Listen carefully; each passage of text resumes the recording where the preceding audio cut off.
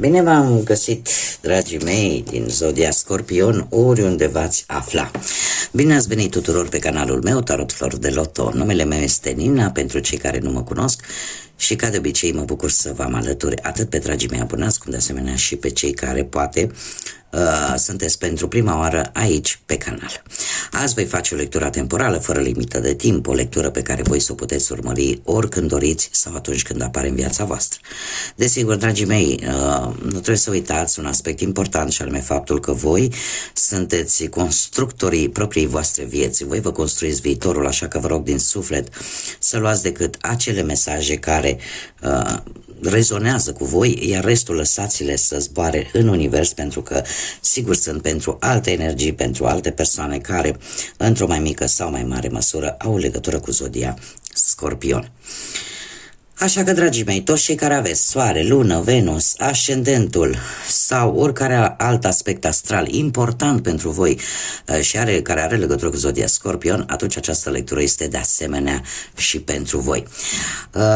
Și am decis să folosesc ca prim început, ca introducere în această lectură, această carte magică și să întrebăm, să vedem care este energia voastră în acest moment. Și haideți să vedem care este energia, dragilor mei, din Scorpion în acest moment. Înțelepciunea copacului cunoașterii. Ar putea fi, dar nu este sigur. Frunzele copacului cunoașterii îți șoptesc cuvinte de înțelepciune și de avertisment. Asculți cu atenție cum frunzele încep să foșneie în vânt. Noi te sfătuim să cauți înțelepciunea în propriile tale experiențe și să înveți din propriile tale greșeli. Eu cred că este un îndemn, dragilor. Sunteți într-o perioadă, unii dintre voi, în care probabil că aveți, nu știu, o perioadă un pic nu neapărat tulbure, cât o perioadă în care poate o joasă vibrație, sau poate vă confruntați cu situații destul de complicate care la un moment dat devin foarte apăsătoare, dar ce ne spune cartea magică de fapt? Ne spune că pentru a putea trece peste toate aceste stări, pentru unii chiar ușor negative, pe care le treceți unii dintre voi în această perioadă, ar trebui să vă aduceți aminte de fapt cum sunteți voi. Să vă aduceți aminte prin experiențele prin care ați trecut și cum v-ați ridicat de fiecare dată de jos. Copacul înțelepciunii și al cunoașterii tocmai asta încearcă să-ți spună, să-ți susure, da, așa cum foarte frumos spunea mesajul, să-ți șoptească că de fapt și de drept poți mai mult și că probabil mulți dintre voi ați trecut prin niște momente foarte dificile la care voi ați făcut față. Așa că tocmai de aici vine puterea voastră și probabil că de aici trebuie să învățați ceva, și anume că trebuie să asimilați toate aceste lecții, toate aceste experiențe prin care voi ați trecut, nu au făcut altceva decât să vă aducă mai multă înțelepciune, așa că nu fiți dezamăgiți, pentru că sunteți printre și probabil singura zodie care poate duce foarte multe. Acum, haideți cu acest minunat tarot al animăluțelor, haideți să vedem pe categorii. Cer scuze, am lovit fără să vreau camera. Haideți să vedem pe parte profesională ce vine pentru voi, dragii mei din Scorpion. Ați avut un 5 de iarnă. Nu știu, unii dintre voi nu prea ați fost fericiți la un loc de muncă sau cu o anumită situație relaționată cu profesia, cu munca. Și chiar aș putea să zic că ați încercat să deviați un pic și să încercați ceva nou. Unii chiar au încercat, au avut niște intenții destul de ascunse, poate la locul de muncă, și asta pentru că voi ați încercat să fiți în același timp compasivi, dar să vă păstrați și integritatea voastră de oameni. Iar lucrul ăsta de multe ori este foarte mult exploatat de către ceilalți. Iar trecutul recent, pentru unii dintre voi, cel puțin cu acest 5 de iarnă, 5 de spade, da? Ne arată niște conflicte ușoare, niște tensiuni, e adevărat, pe nedrept. Unii dintre voi posibil să fi trecut printr-o competiție pentru un anumit post, dar prezentul vine cu magicianul. Și se pare că sunteți mai puternici decât vă puteți imagina, pentru că sunteți capabili să manifestați orice lucru de care aveți nevoie. Și aici sunteți voi. Viitorul pentru voi, dragilor, sună bine. Din punct de vedere profesional, cel puțin, ori veți cunoaște pe cineva în care puteți să aveți încredere, ori voi, tocmai pentru că vorbiți din suflet și pentru că, cum să zic eu, deciziile voastre vor fi unele mult mai echilibrate. Lucrurile se vor îmbunătăți. Pe plan profesional, lucrurile se vor îmbunătăți. Și se pare că paradoxal pentru voi, dragilor, sunteți foarte calmi, sunteți foarte răbdători și în același timp sunteți foarte diplomați în a rezolva niște conflicte care pot apărea la locul de muncă sau care pot apărea în viața voastră profesională. Iar asta nu va face altceva decât să aducă schimbări pozitive. Da? Și ca lucrurile să se îmbunătățească. Haideți să vedem pe plan financiar ce vine pentru dragii mei din Scorpion. Și avem un 6 de primăvară, un succes pe care l-ați avut cu ceva timp în urmă, dragii mei dragi. Bun, dragii mei, pe plan material ați avut un succes chiar foarte bun cu ceva timp în urmă, nu știu, ori că ai reușit să obții vreo beca sau să primești așa o anumită sumă de bani în urma recunoașterii muncii tale, sau poate că, uite, ai făcut o treabă foarte bună și ai primit ceva bănuți în plus. În acest moment sunteți ușor blocați. De ce? Pentru că nu înțelegeți de ce anumite lucruri nu funcționează pe partea asta a banilor. Și chiar dacă nu este neapărat un blocaj foarte mare, e de fapt mai mult un autoblocaj.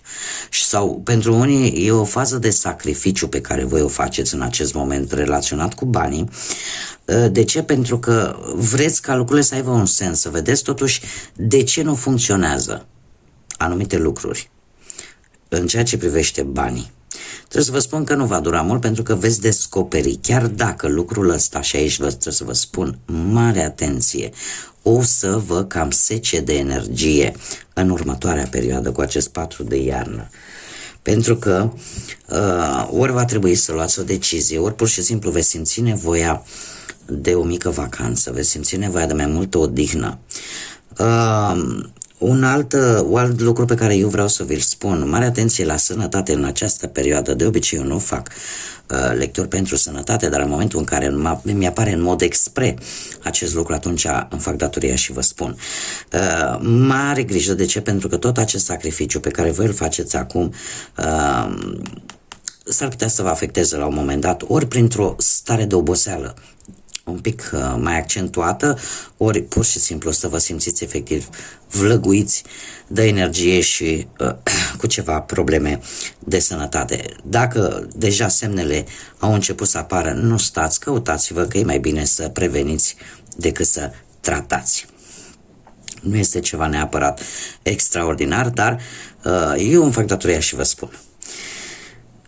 În ceea ce privește bănuții în mod special, e un ușor blocaj, dar care nu va dura. Un ușor blocaj financiar, dar nu va dura acest lucru și e posibil să primiți niște bănuți extra care să soluționeze o anumită problemă. Haideți să vedem pentru viața sentimentală și începem cu cei care sunteți deja într-o relație.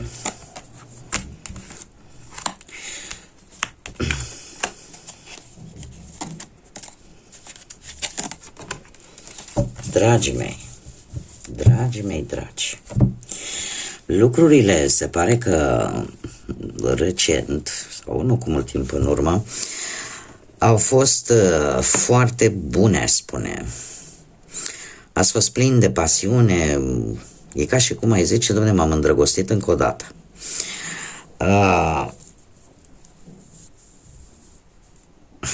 Dar ceva aici s-a întâmplat, nu știu ce s-a întâmplat. Și unii dintre voi poate ați crezut că relația voastră va fi greu de salvat. De ce? Pentru că voi în acest moment, unii dintre voi, vă gândiți, aveți o stare așa de deziluzie, de dezamăgire în ceea ce privește relația voastră. Sau e posibil unii dintre voi să experimentați o anumită teamă la anumite schimbări care nu prea vă plac din viața voastră de relație. Ce trebuie să știți, alții poate să gândesc chiar la le teamă poate de o separare.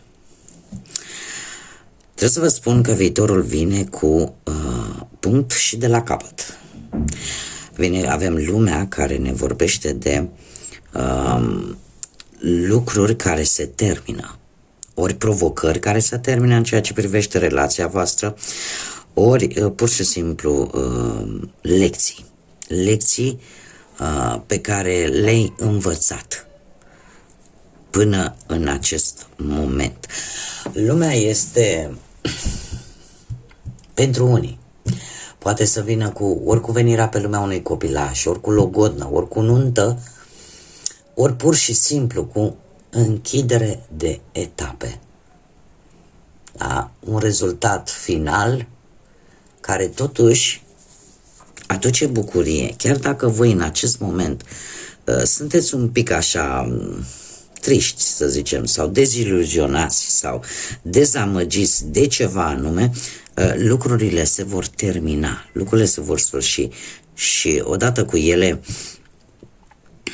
și grijile pe care voi le aveți. Din ce văd eu aici, este ceva mai mult, cum să spun eu, Zodiac Scorpion, ca și zodie, la modul general, este o zodie care aprofundează foarte mult, mai ales când vorbim de sentimente. Și în momentul în care ceva ți se pare, care pentru tine este important, dar e posibil pentru perechea ta să nu fie la fel de important, pe tine te va afecta mult mai tare decât pe perechea ta. Pentru că eu, din câte văd aici, doi de vară, doi de cupe și cum lumea, numai cărți foarte bune.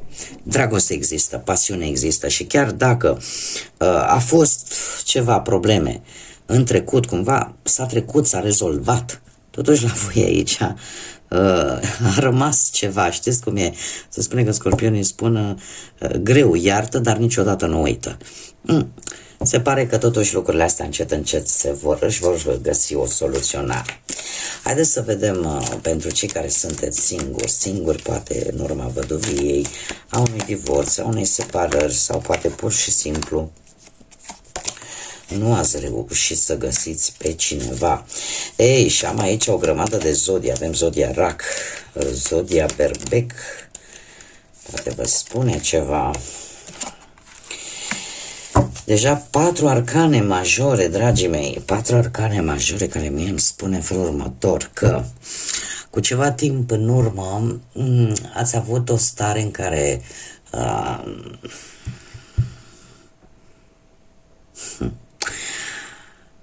posibil să fi cunoscut pe cineva mai în vârstă decât voi, care să fie avut sau nu legătură cu zodia Berbec. Cert este că era cineva, totuși, nu știu dacă lucra în domeniul al armatei sau cu ceva uniformă, dar era o fire foarte organizată, foarte categorică, foarte autoritară și care îi plăcea să aibă lucrurile fiecare la locul său. Era foarte organizată. În același timp avem și zodia Rac. În prezent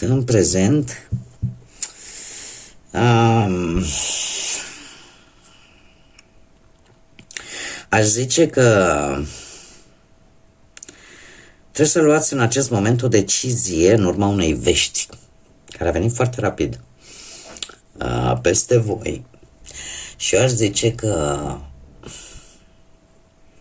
cineva aici este complet dezinteresat.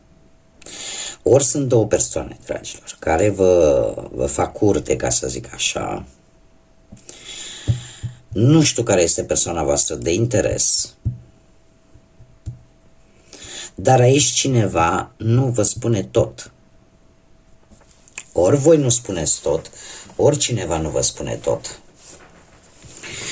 Intuitiv, voi vă cam dați seama, că am simțit că ceva vi se ascunde, dar avem două planuri, sau două energii, ca să zic așa. Una care îmi spune că îi place organizarea, îi plac lucrurile, îi place viața tradițională, relațiile tradiționale cu principii tradiționale, și avem un alt personaj care aș spune că ori nu arată vreun interes anume vis-a-vis de voi sau voi față de respectiva persoană, sau este cineva din trecut cu care e posibil să vă întâlniți sau să vă fi întâlnit într-o călătorie, sau poate este cineva la distanță de voi care se gândește la voi. Acum nu știu de cine nu e interesat aici, fiecare adaptați, pentru că deja avem 3 energii. Iar viitorul, dragilor, vine cu, nu știu, cu un magnetism care face efectiv să atrageți energiile către voi. Totuși, este necesară și veți lua o pauză să reflexionați mai bine înainte de a vă lansa și de a lua o decizie și de a lua, cum să spun eu, o hotărâre. Cărțile mie îmi transmit că ar fi bine să-ți folosești acele calități spirituale pe care voi le dețineți, și anume intuiția, care este la cote maximă și de care va trebui să țineți cont. Ceea ce vă spune vocea interioară. Pentru că vă va ajuta tare mult în luarea unor decizii importante. Haideți să vedem ce gânduri sunt, dar nu se spun. Poate să fie ale voastre, poate să fie la o persoană de care voi sunteți interesați. Nu mă simt vinovată pentru cum te-am tratat pe tine. Mândria mea este prea mare ca să îmi pese.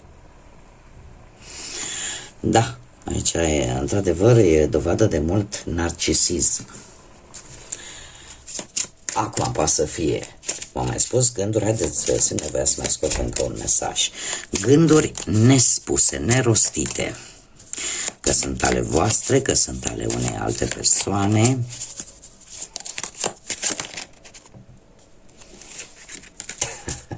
Din păcate se pare că persistă această energie și avem: nu pot suporta acțiunile tale, este prea mult pentru mine, sau nu știu să manevrez situația, este prea mult pentru mine. Haideți să mai vedem un mesaj necunoscut, un mesaj pentru dragii mei din Scorpion. Și avem cărți vechi. și care ne vorbește despre cunoaștere mistică, de profeție și de secrete. Dragilor, așa cum bine v-am spus și cum ați văzut și în ultima carte, voi aveți acel flair, acea intuiție care vă ajută să descoperiți adevărul, care vă ajută să vedeți dincolo de aparențe și dincolo de ceea ce vă prezintă lumea. Aici se pare că, nu știu de ce, dar răspunsul pentru unii dintre voi se află într-o carte.